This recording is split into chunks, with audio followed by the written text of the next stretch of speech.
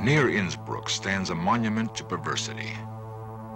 Castle Ambras, occupied during the 16th century by Archduke Ferdinand, harbors one of the most terrifying portrait galleries in the civilized world.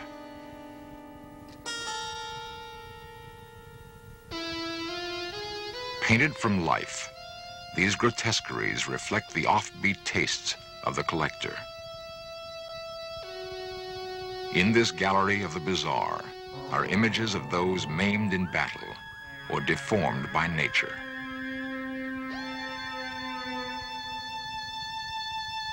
One portrait seems curiously out of place. It's that of a king who ruled not in Austria, but in a land to the east, now called Romania.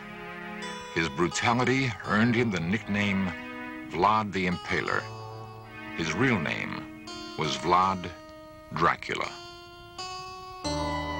Centuries later, Dracula's name and the land he lived in would be used to create a character so unredeemed by human qualities that we still recoil in fascination at his fiendish exploits.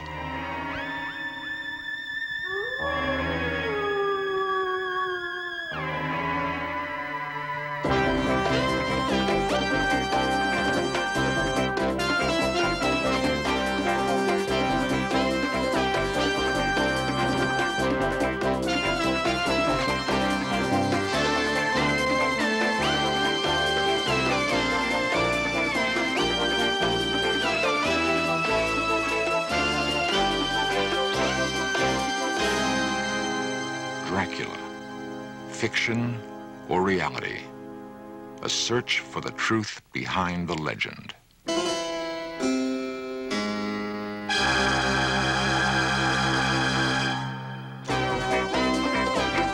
This series presents information based in part on theory and conjecture.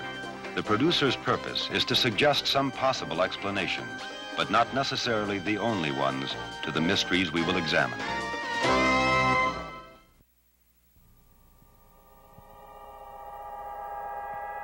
Horror has a special fascination for many, and filmmakers have done their best to exploit that fascination.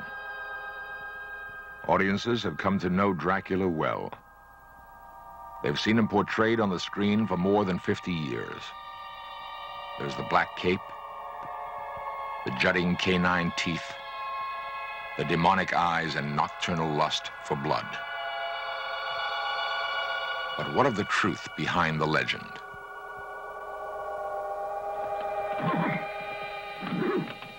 Romania is a land rich in romantic folklore and legends. The tale of the evil Count Dracula is not one of them. The rugged mountains and hidden valleys breed their own mythology. Called Romania's Olympus, Mount Ceflau rises nearly 6,000 feet in the Carpathian Mountains. In pre-Christian times, it was believed to be the home of the gods. Each year, even now, on the first Sunday of August, a pagan ritual is reenacted. Thousands gather by torchlight on Ceflau's shadowy summit to celebrate friendship and love and the renewal of life. During the rest of the year, Ceflau yields its mysteries to few men.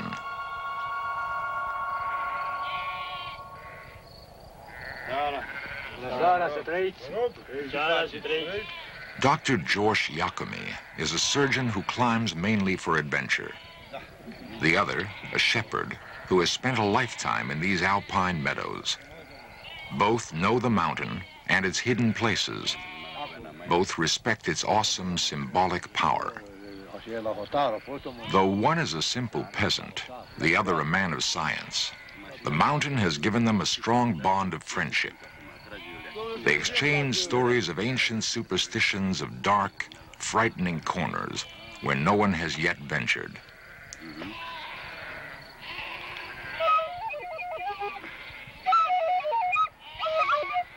The music seems to recall a distant time in these mountains when ghosts inhabited Ceflau.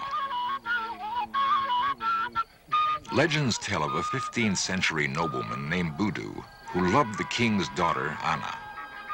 When he was killed in battle, the grief-stricken Anna asked the powerful witch to bring her lover back from the dead. The witch raised Voodoo from his grave, but as a ghost. While passing over Cheflau, Voodoo's ghost was struck by the rising sun, turning him into rock. Till this day, on Cheflau's brooding summit, there is a stone megalith known as Voodoo's Tower.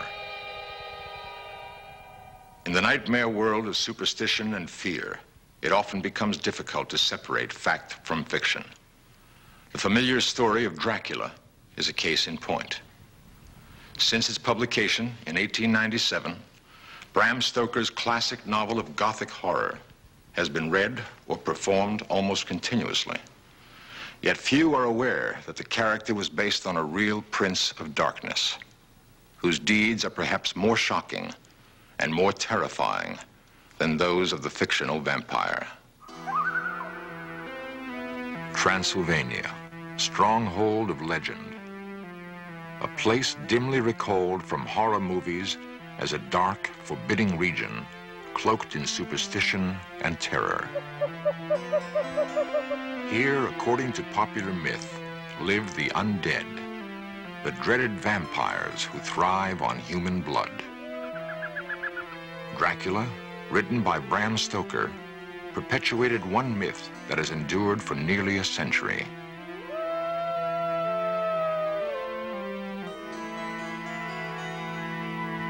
Along Transylvania's southern perimeter stands Castle Braun. In appearance, it corresponds to the castle described in the novel as the home of the bloodthirsty Count. Haunted by his own childhood visions of threatening forests and spooky castles, Bram Stoker created an eerie world that became more than just a horrifying journey into the supernatural. It was also a parable of Victorian repression. Locked inside Castle Dracula's dark walls were hidden passions and secret longings, which erupted into violence and terror.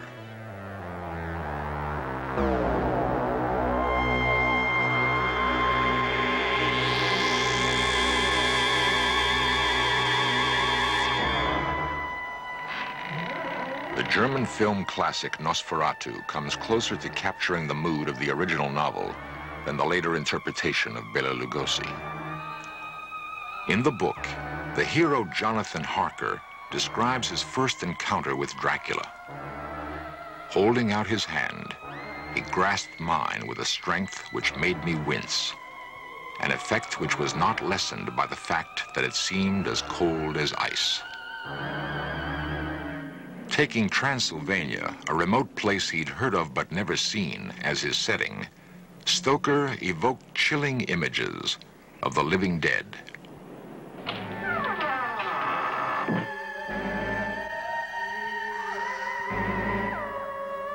Under the shroud of darkness, the fiendish apparition risen from its coffin begins to stalk its human prey. The nightmare becomes reality. The unknown clutches at our throats.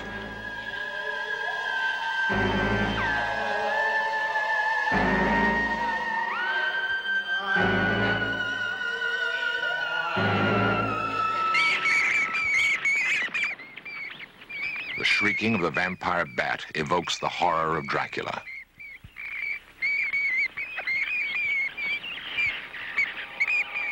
Night-flying hunters, they prey mainly on cattle. But one strange fact stands out. The vampire bat is found only in Mexico and South America. Modern Romanians stubbornly deny the existence of vampire legends in Transylvanian peasant lore. To them, Dracula is the name of a 15th century tyrant whose story, too, was written in blood. Nicolae Paduraru is an official of the Ministry of Tourism. His search for the historical truths behind the Dracula legends brings him repeatedly to a small island on Lake Snagov, near the capital city of Bucharest. It is on this island that the body of the real Dracula is supposedly buried.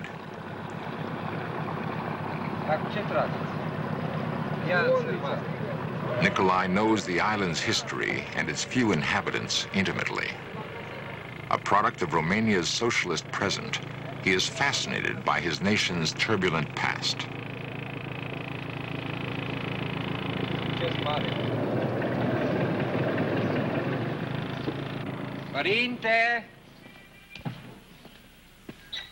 Nikolai is greeted by the abbot, who shares his interest in the story of the bloody king who bore the name Dracula. For the two men, the old church has become more than a religious shrine and national monument. Its ancient doors are the gateway to a mystery that for centuries has baffled scholars and historians.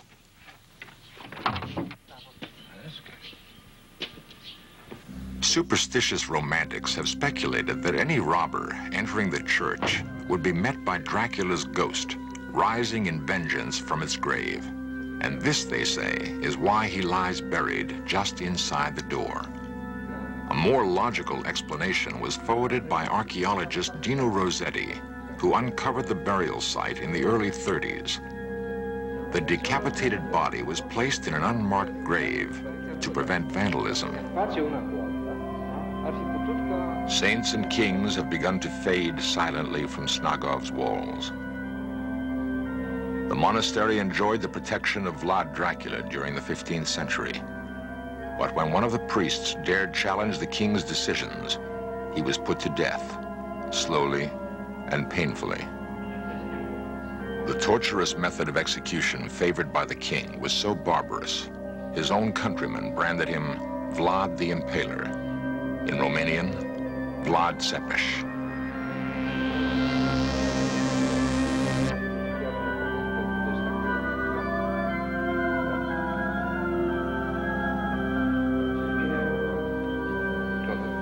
Both men realize that the truth about a man's life is often buried alongside his corpse.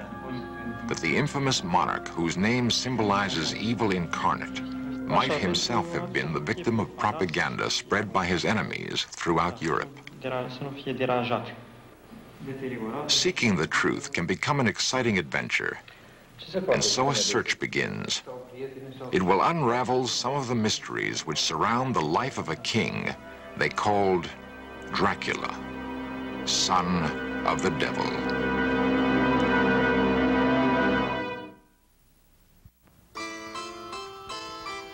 Transylvania, the heart of Dracula country. Transylvania spreads across northwestern Romania in an unbroken chain of fertile hills and sunlit valleys. Here, the princes of Wallachia sought refuge from fierce Muslim warriors who burned their villages, raped their land, and punished captives by mercilessly driving stakes through their bodies. From the Turks, a young Wallachian prince named Dracula would learn all about impalement.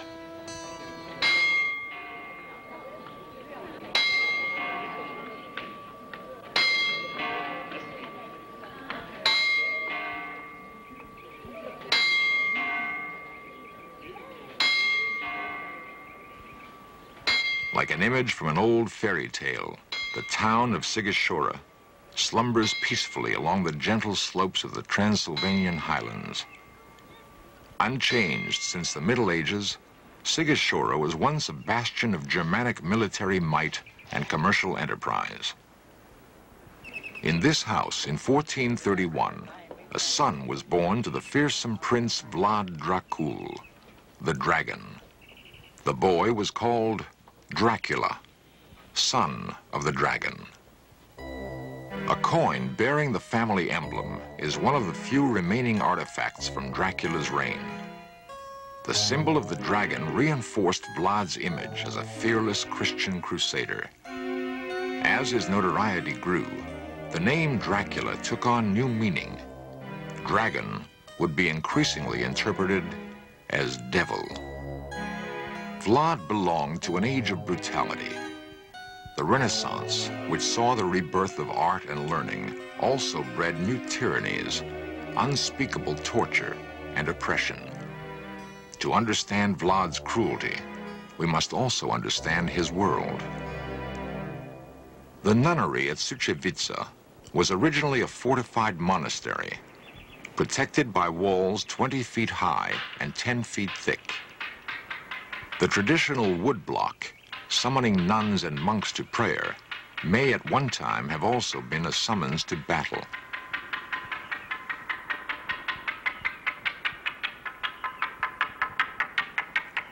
For the monasteries of Romania were more than strongholds of the Christian faith. They were part of a formidable defense perimeter to ward off invaders. It's likely that the young Dracula looked out from the battlements of such a monastery, watching men die in the brutal spectacle of war.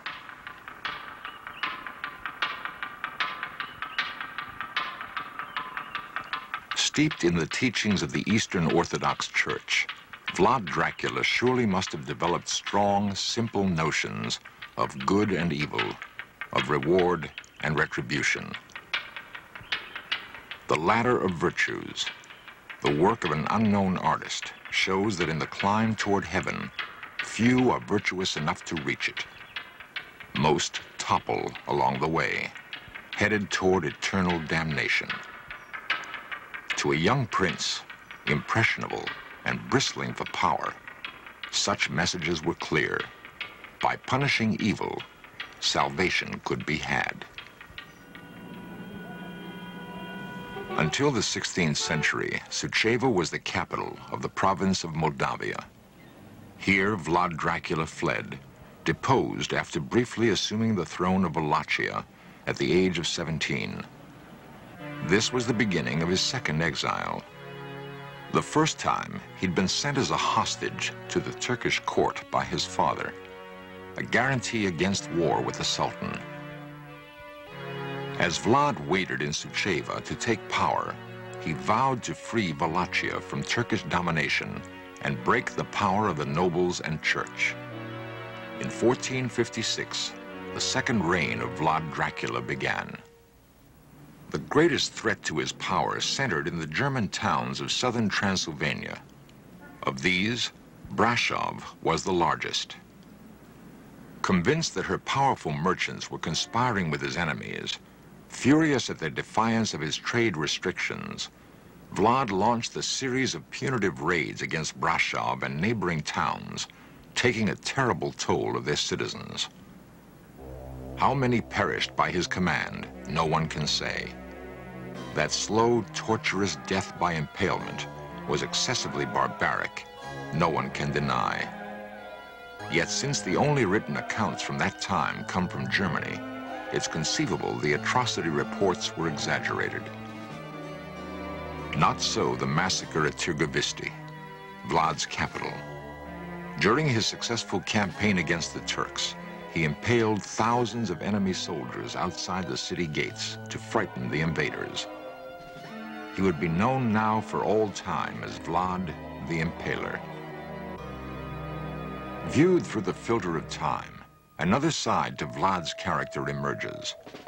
His bold strategies won the admiration of his Turkish opponents, who also regarded him as just and honest.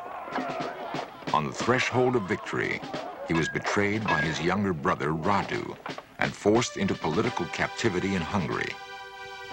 After 12 years, Vlad was restored to the throne by his cousin, Stephen the Great. Faces from the present. A few among the 1.5 million who live in Bucharest, Romania's bustling capital. In their city, Vlad the Impaler made his last stand. Not far from the center of Bucharest, with its huge outdoor markets, are archaeological remnants of its past. Layers of history, stripped away, reveal fortifications dating back to the 13th century. Below ground level, there has been unearthed a portion of the original castle built by Vlad Dracula. It was in these haunted surroundings that Dracula planned his last campaign against the Turks. His third and final reign would last only 2 months. On December 14, 1476, he was killed in battle near Bucharest. and, according to eyewitnesses, beheaded, perhaps mistakenly, by one of his own troops. Vlad's remains were secretly buried at Snagov. In death's darkness, the prince may finally have found peace.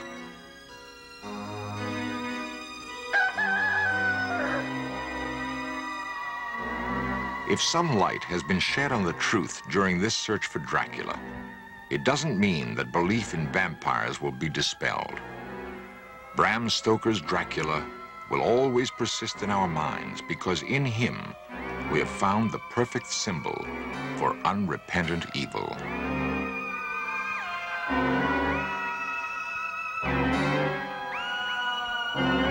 In Nosferatu, Dracula is destroyed by the daylight, dissolving in a puff of smoke. But many would prefer to feel he can still be found, lurking somewhere in the mist-shrouded mountains of Transylvania.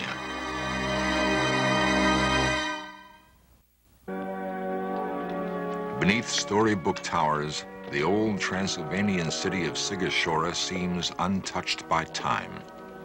Her people still bear traces of their medieval ancestry, clinging tenaciously to old traditions and religious faith. They are steeped in Sigashora's history, remembering that it once was a stronghold of wealth and power, the home of princes, the birthplace of a king.